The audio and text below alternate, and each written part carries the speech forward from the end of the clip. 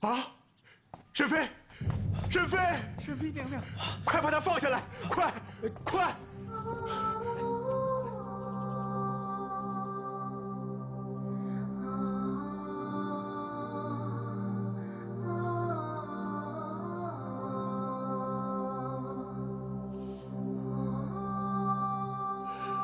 你知道朕最爱的是你，你为什么要抛下朕？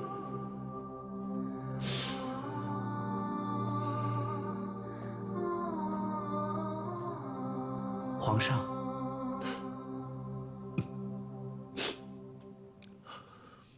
喜来从乡下回来了，八王爷也在书房等您呢。皇上，大事不好！那个奶妈的男人找到了他们，被周怀仁杀了。他是怎么找到他们的？奴才不知道。你下去吧。 是，伊儿在乡下也不安全了，得赶紧把她接回来。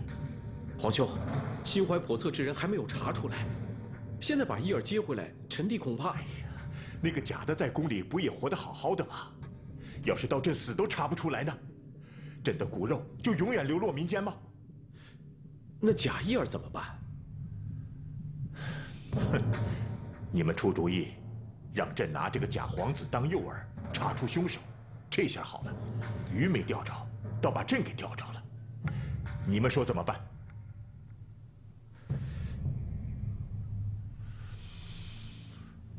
没人干，只能我们自己干了。皇上，奴才这就去办。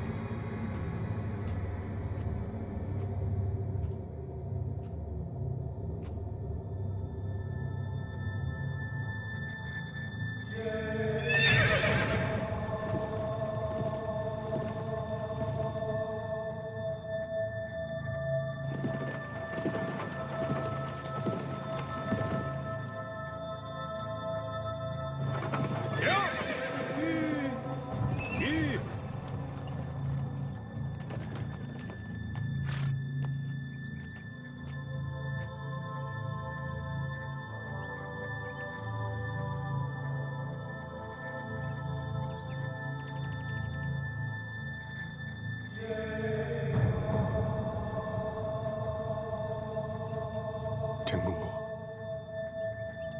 您来了。周侍卫，你受苦了。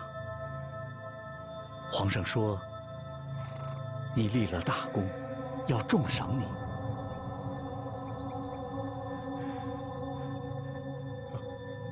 伊儿，伊儿，爹！伊儿，这位是陈公公，他来接您回家了。小主子，您受苦了，奴才来接您回家。爹，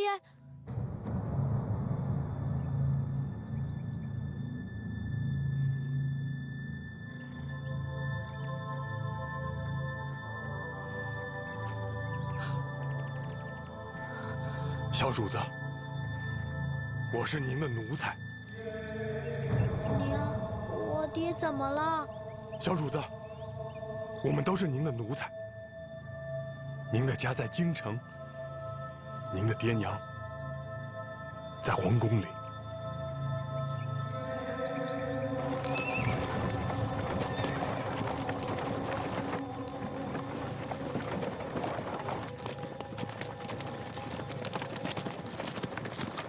姨儿，妻女，周儿，姨儿，姨儿，你还回来吗？我不知道，那你以后会做一个好皇上吗？周儿我会的。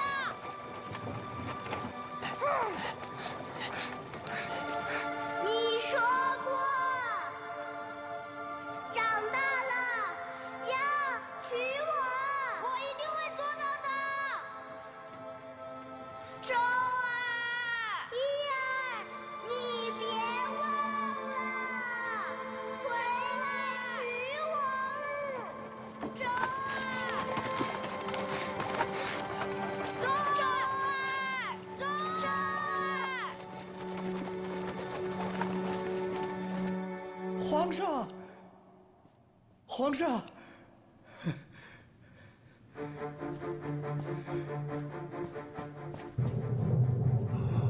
皇上，龙子到了。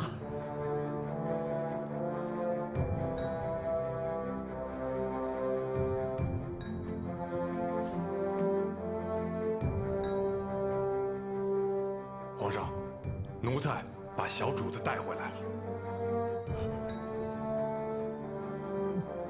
好，小主子，快叫父皇。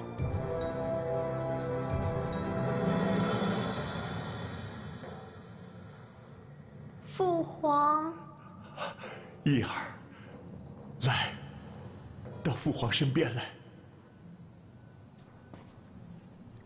小主子，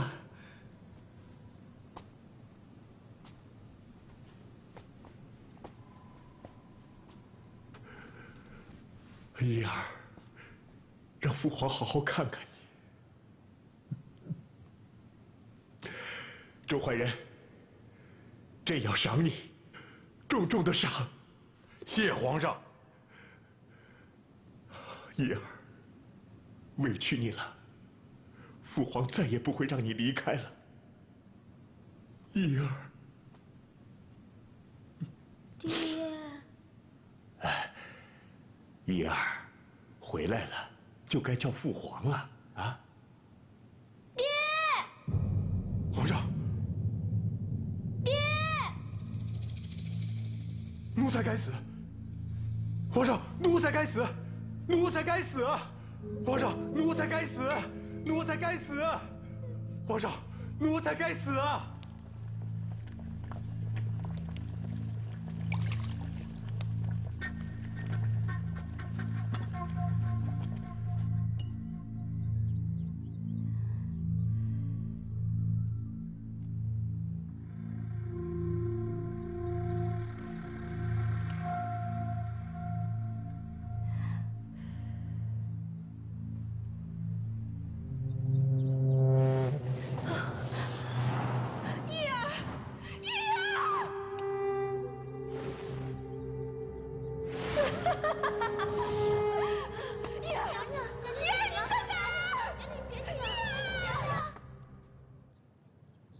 先生，嫂子，出什么事了？保拯，老夫辛辛苦苦教了你10年，你该报答老夫了。收拾东西，明天一早就走。明天一早，去哪里？去京城考功名。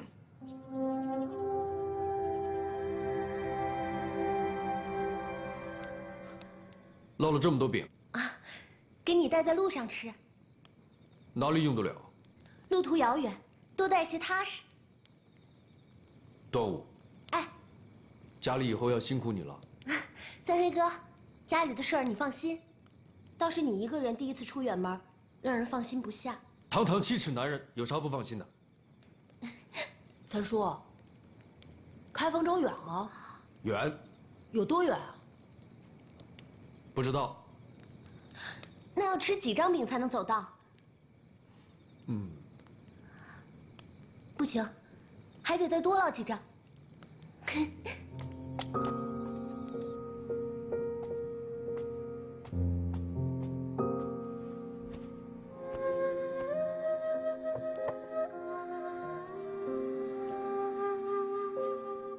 不用做那么多，包袱装不下。一共也没几张，少装几本书就是了。不顶吃不顶喝的，反正书里写的都装在你肚子里。三黑哥，你为啥非要考功名？留在家里不好吗？因为这个天下不公平。咋不公平？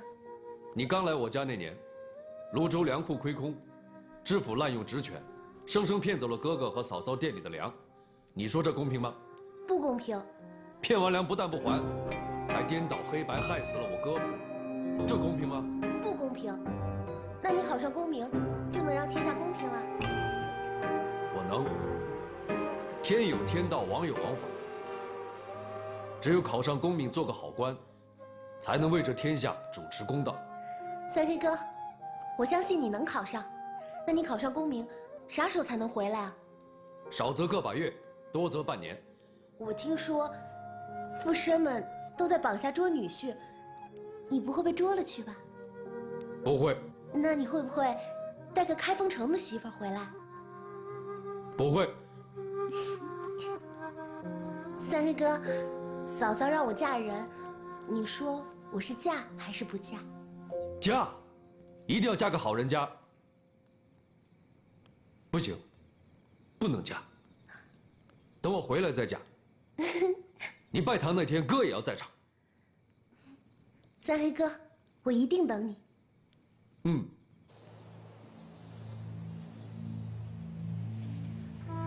三黑，你记得你哥是怎么死的吗？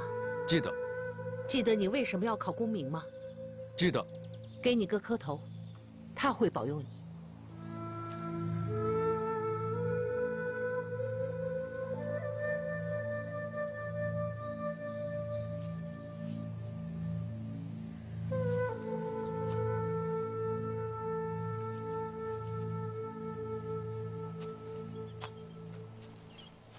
老夫遇人办事，从小你就与人不同。老夫教了一辈子学了，也没出个秀才。这次啊，可就全靠你了，啊！请受老夫一拜。学生定不辜负先生心血，将来一定报答先生的培育之恩。哎，考中了功名，那就是报答。路上小心啊！三黑哥，天黑了早点找地方歇息，千万别赶夜路。天黑我也不怕，我是怕你吓着别人。好了好了，时间不早了，赶紧上路吧。啊！看上去更美丽灿烂。人生本就是梦幻。不要说江湖爱恨两难，那不要说世道善恶难断。大江东去，只留下了风流人物，千古流传。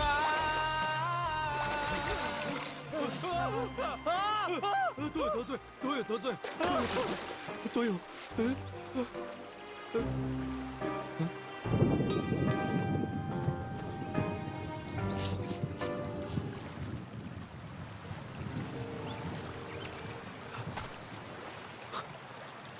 我的包袱呢？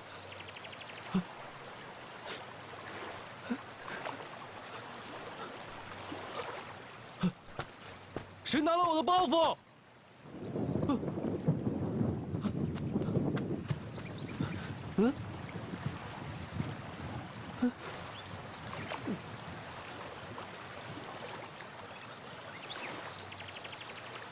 衣服。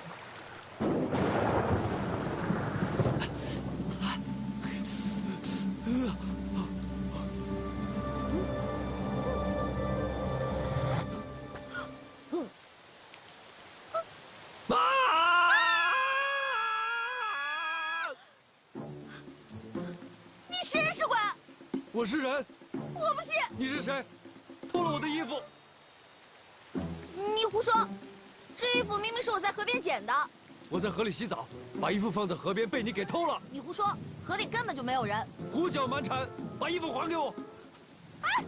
还给我！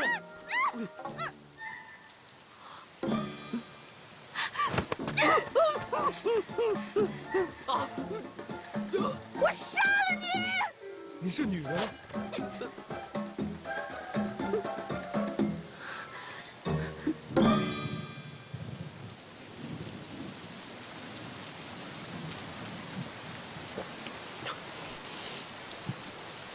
我的包袱在哪里？河边只有衣服，没有包袱。难道我的包袱长了脚，自己跑了？你想讹诈我？包袱里有官府给我的考试名帖，要是丢了，我怎么去京城会考？河边只有衣服，没有包袱。那你把衣服还给我，我去找包袱。要么这样，前面呢有个镇子，等天黑了我们就过去。等我买到了衣服，你的衣服自然就还你了。那现在怎么办？在女人面前赤身裸体，成何体统？我不怕呀。我怕，不但怕，还好冷。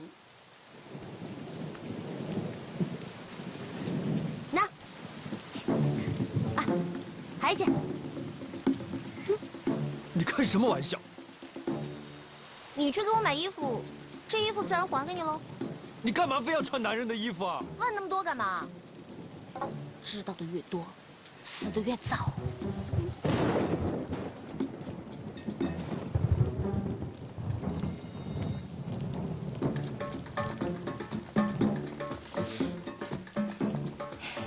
咱们俩现在两清了，你走你的，我走我的，你为什么还跟着我呢？我的包袱在哪里？我怎么知道你的包袱在哪里啊？雨停了。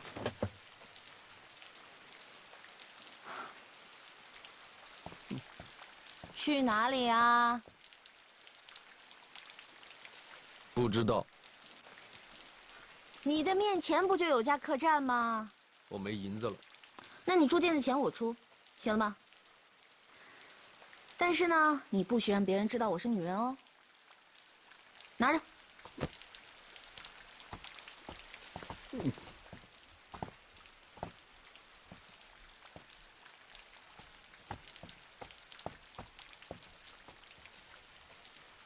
掌柜，住店。哎呀，别吵了，听见了。听见了，为什么不回答？滚！啊，行行行，别害怕啊，他是人。黑人。你管他白的黑的呢？给我开2间房。今日客满，只剩1张床。1张床，2个人怎么睡啊？挤着睡。哎，说好了，你们挤1张床，也要付我2个人的银子。那我想请问一下啊，这附近有没有其他客栈啊？有啊。啊30里外。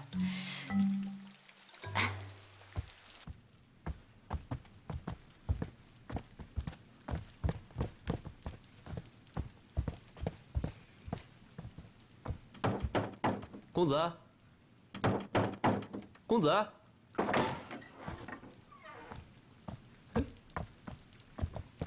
公子，公子，哎呦，酒吃多了。哎呀，哎，小二，你过来。这2张床，我们睡哪一张啊？等他酒醒了，你们自己商量吧。行，出去吧。我去找小二商量，让我在堂里待着。站住！去哪里啊？不成体统。什么叫不成体统？你让我跟一个不认识的男人在一起，才叫不成体统呢！你给我待着！我不会跟你同住一室的。不嫌你黑，你倒嫌我白是吧？我不住了。这店钱是我出的。让小二把银子还给你。不行，不许走，不许走，不许走。醒了。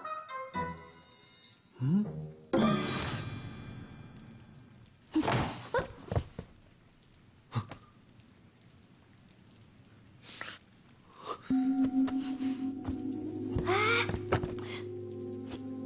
干什么呢你？怎么随便借人包袱呢？哎，翻什么呢？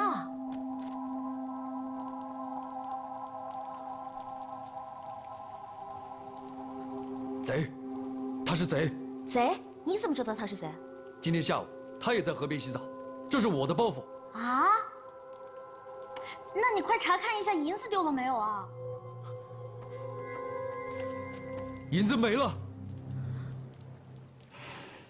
等他醒了，我要抓他去见官。对，把门堵上，别让他逃了。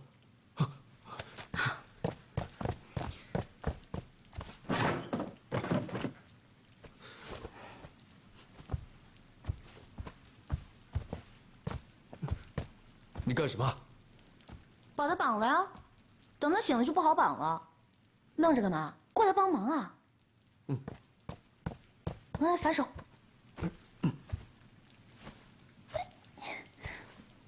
来，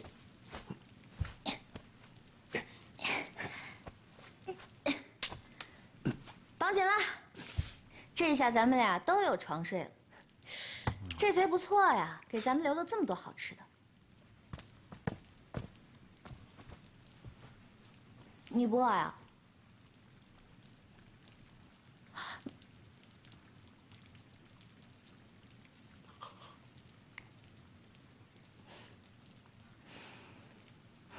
这是我的大饼，是嫂嫂让我带在路上吃的。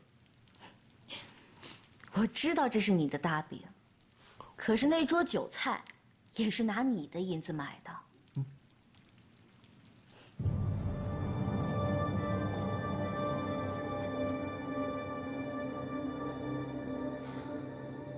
你是书生，要去京城考取功名。其实你这个人除了黑以外，倒不像是个坏人。那，我想问问你，你为什么想要做官？那你知道做官的都是什么人吗？什么人？坏人。你怎么知道？因为我爹就是做官的。你爹是坏人？不是坏人，也算不上好人。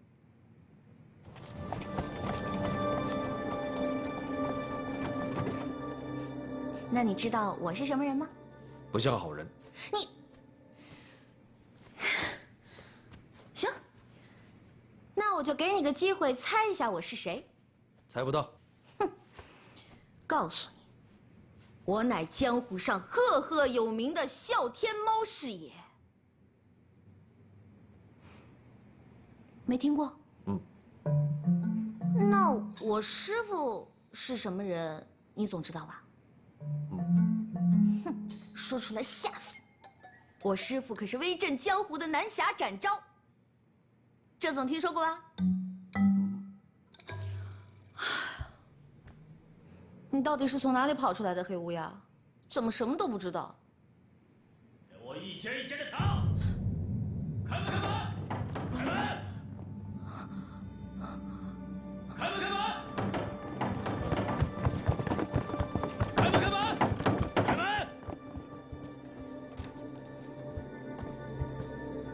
这屋里住的什么人？3个男人，有一个是面黑的。炸开！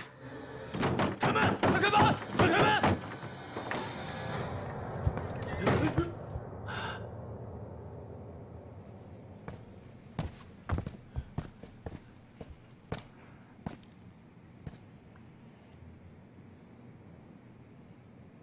小二，大人，这是怎么回事啊？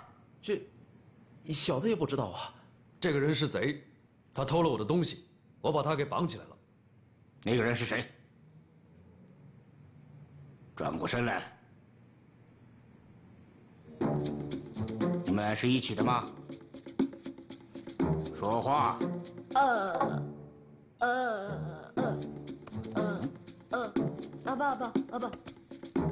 阿爸。那你来说。我不认识他。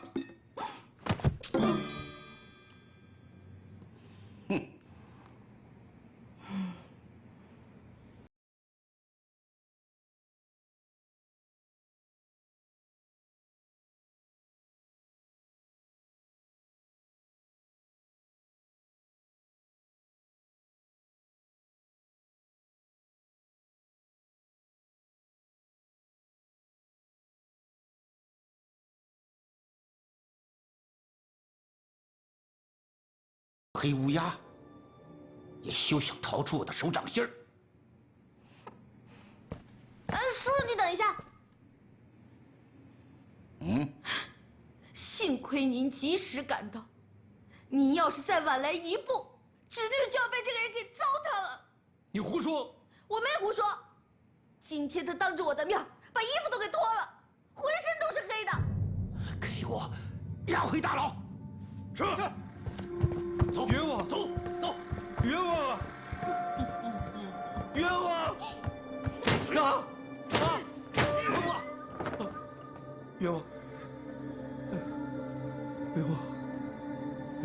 冤枉！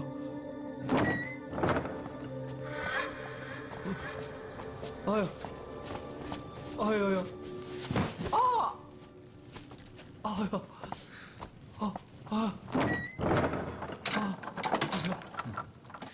哎呀！你是谁啊？哎呀！你啊什么啊？啊！哎呀！我怎么会在这里啊？该在这儿。贼呀！贼？我怎么会是贼呢？偷东西，在河边。哦，我认出你来了，你是昨天在河边洗澡的那个人。是。啊。哎呀！你挨打了？不偷东西，不丢衣服，不丢衣服，不会在这儿。哎，你在说什么呢？你越说我越糊涂。说不清楚，说不清楚。啊！啊！啊！叔，您就别生气了，再气坏了身子怎么办啊？啊，还是您厉害，都3次了，我次次逃不出您的手掌心。你知道就好。事不过3，以后啊，老老实实待在家里头，凡事都要听你爹的话。行，我凡事都可以听他的，但就是婚姻之事不能听。那个刘父，我才不要嫁给他呢。哎呀，刘父他是刘娥的亲弟弟，这刘娥呢，又是皇上的爱妃，说不定日后还能当上皇后呢。你嫁给他，那自然成了皇亲国戚。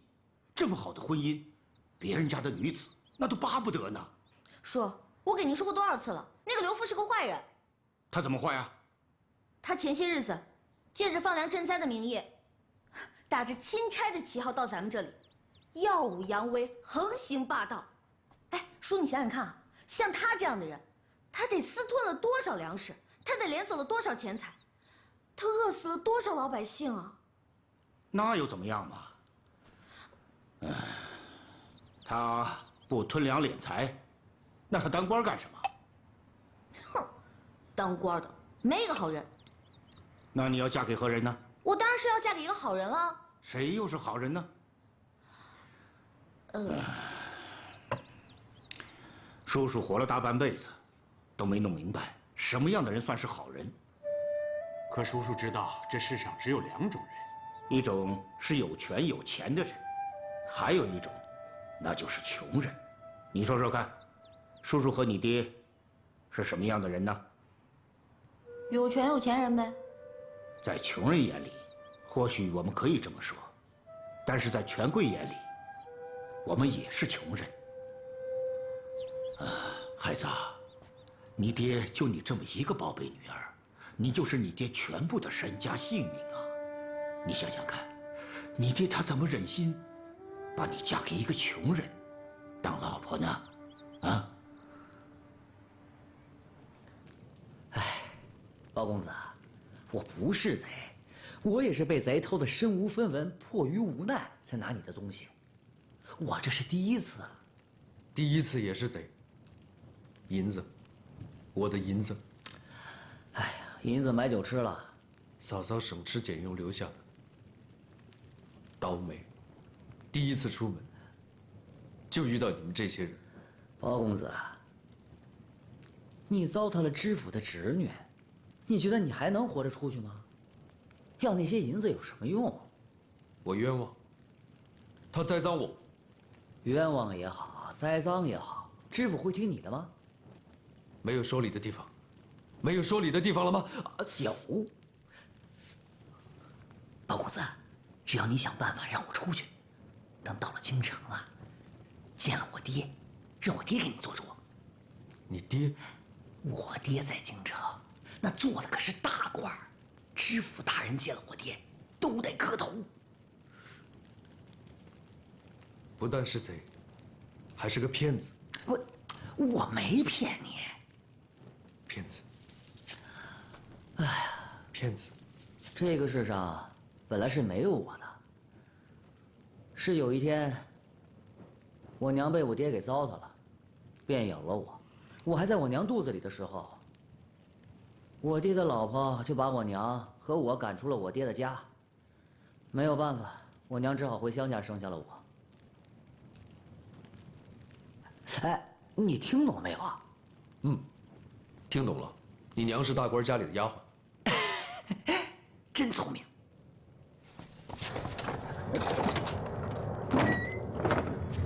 不是这干什么？干什么？兄弟，你这……起来！去哪里？戒严了！去哪里？兄弟，不，兄弟一路走好啊！冤枉！冤枉！冤枉啊！快走，走！冤枉！快走！冤枉啊！老实点！你们草菅人命！快点，放开我！这么多废话！跪！我不给你们下跪！当年我哥就是被你们这些狗官栽赃陷害死的，要杀就杀吧，我到了阴间也不会放过你们！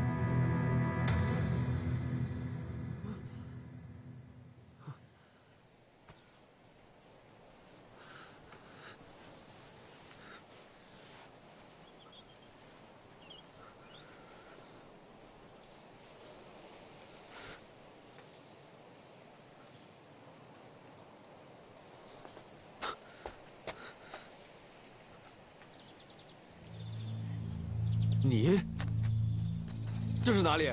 你要干什么？我要杀了你。你我素不相识，更是无冤无仇，你为何要栽赃陷害我？你让我死得明白！是你先出卖我的，我是讲出了真话。就是因为你讲出的真话，才害得我又一次被我叔叔给抓了回去。你是不是也应该付出一点代价，这样才公平？你说对吧？我跟你说不明白。哼，我真是搞不懂。你千里迢迢不辞劳苦的去赶考做官，这是为了什么？我看你骨子里善良正直，做官真是糟蹋。倒不如拜我为师，我愿意传授你一些绝技，让你做一个除暴安良的侠士，如何？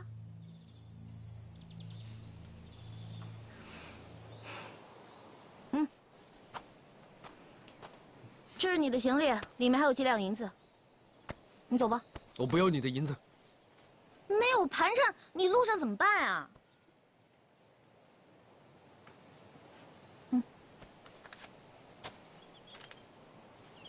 我有一事相托。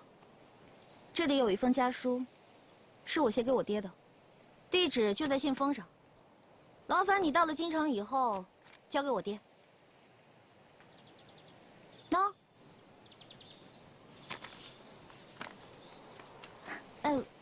我叫雨柔。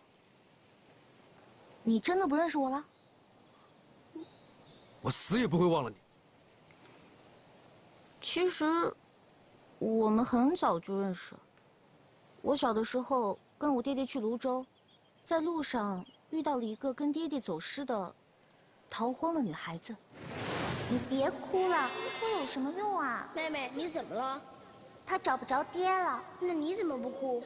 我跟他又不是一个爹，我巴不得我爹找不着我呢。你是那女孩？当然了，我现在长大了，比以前更漂亮了，你肯定是认不出我来了。不过你倒是没变啊，还是那么黑，我永远都认得你。哎，那个叫端午的女孩子，她爹找到她了吗？她在泸州，嫂嫂收养了她，她现在是我们的家人。你不会真的娶了她吧？我和她如同兄妹。哦。行了行了，你后面那条路就通往你要去的地方。包公子，上路吧。在这里先祝你名落孙山。我也有一事相求。说吧。那个贼叫冷清，将他放了。为什么？他的身世很可怜，是个孤儿，是到京城来寻亲的。我们正好同路。你不怕当了东郭先生？不怕。好吧，我答应你。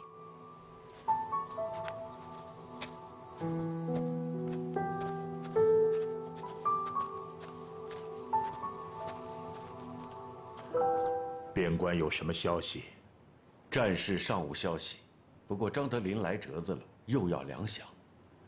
前些日子，不是才给他拨了粮饷吗？是，转运使司已经拨了，可张德林说不够。他还要多少才是个够？他的胃口也太大了。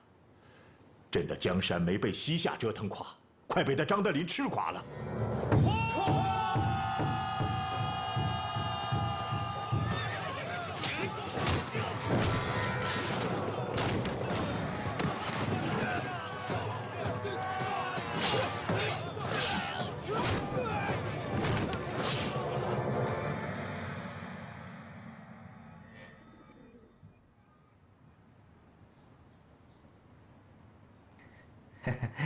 娘娘，听说他可了不得，一日能飞800里呢。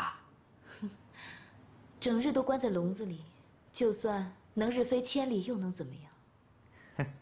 娘娘，有朝一日，一旦飞上天，那可就天阔任他飞了。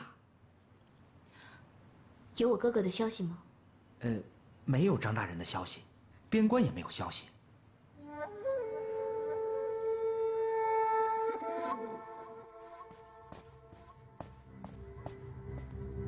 皇上，太傅求见，说是龙子读书的事。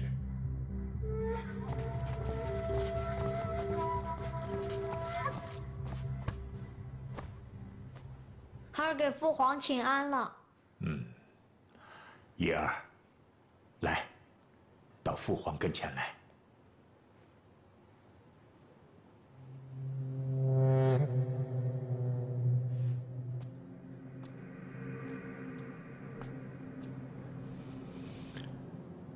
叶儿，太傅先生说你不好好读书，为什么呀？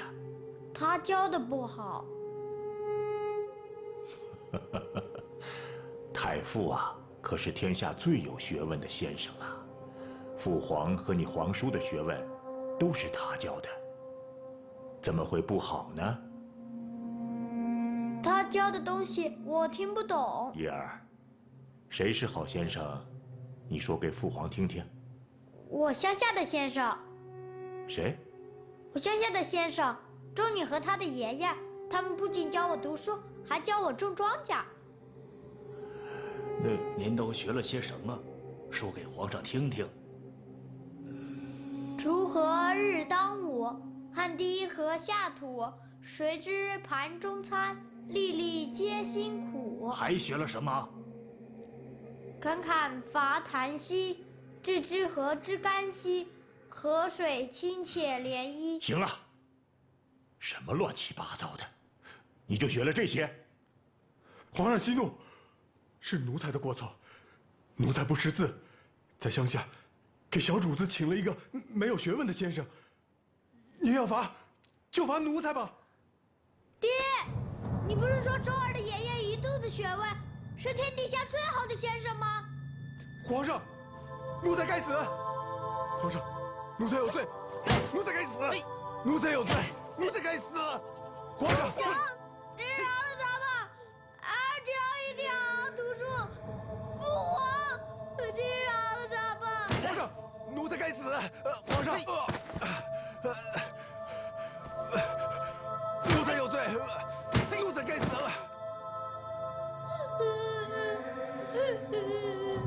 皇兄，叶儿他还只是一个孩子，自幼在宫外长大，身上一些习惯恐一时难以改变，只要慢慢加以调教，也就是了。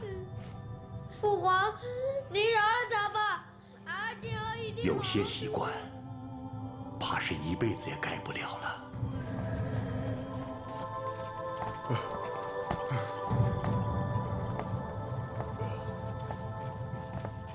叶儿呢？回禀娘娘，小主子正在书房读书呢。听说皇上跟叶儿发了脾气，我来看看叶儿。奴婢这就去请小主子。不必了，不要打搅他。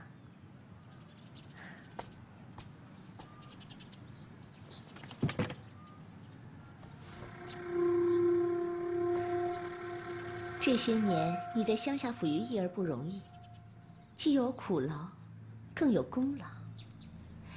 这些东西赏给你了。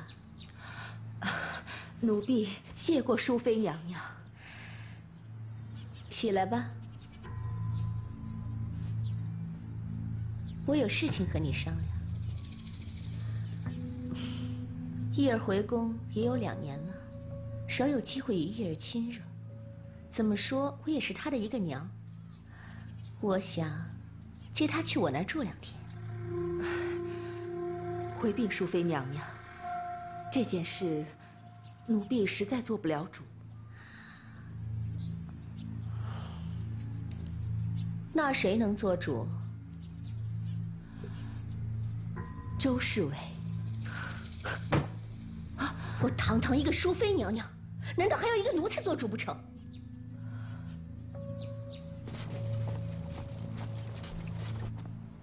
依儿，太傅说你今日书读得好，为娘开心，亲手替你做了些点心，奖赏你。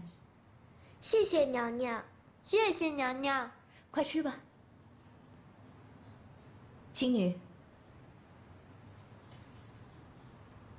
依儿，你先吃。